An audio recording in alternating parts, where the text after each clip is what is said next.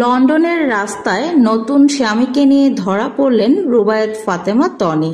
বিস্তারিত জানতে সম্পূর্ণ ভিডিওটি না টেনে শেষ পর্যন্ত দেখুন। রুবায়েত ফাতেমা তনির বিয়ের খবরে তোলপাড় চলছে সোশ্যাল মিডিয়াতে। তবে স্বামীকে নিয়ে কোনো লাইভ বা কোনো ইন্টারভিউ এখনো দেননি তনি। শুধুমাত্র সিদ্দিক ওরফে রাসেলই বলেছেন টনিকে তিনি বিয়ে করেছেন। আর এর কিছুক্ষণ পরই লন্ডনের রাস্তায় মোহাম্মদ সিদ্দিক ওরফে রাসেল এবং রুবায়েত ফাতেমা তনিকে একসঙ্গে দেখা যায়।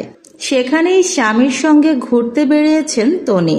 রাস্তা দিয়ে যাওয়ার সময় হয়তো কেউ এই ভিডিওটি করেছেন এবং সোশ্যাল মিডিয়াতে ভাইরাল করে দিয়েছেন।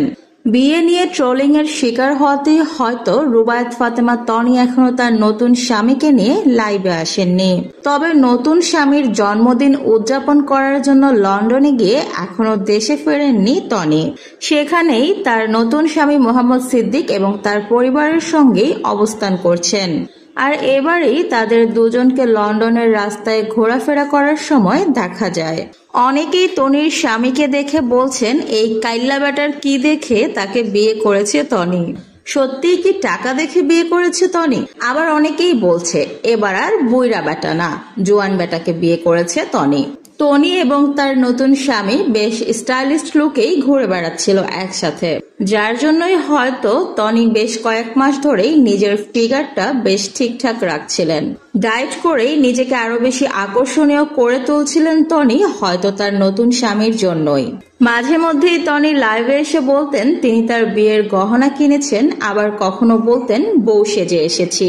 এভাবেই হয়তো টনি সবাইকে চমকে দিয়ে তৃতীয় বিয়ে করে ফেলবেন, সেটা হয়তো কেউ কল্পনাও ভাবতে পারেননি। সবাই এখন অপেক্ষা করে বসে আছে কবে তিনি তার নতুন স্বামীকে নিয়ে লাইভে আসবেন। এভাবে রাস্তাঘাটে নয়, লাইভে এসে টনি সবার সঙ্গে তার তৃতীয় স্বামীকে পরিচয় করিয়ে দিবে যে এটা আমার স্বামী বলে।